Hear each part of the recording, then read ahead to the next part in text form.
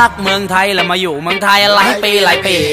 ผมรักเมืองไทยแล้วมาอยู่เมืองไทยแล้วก็ตั้งนานหลายปี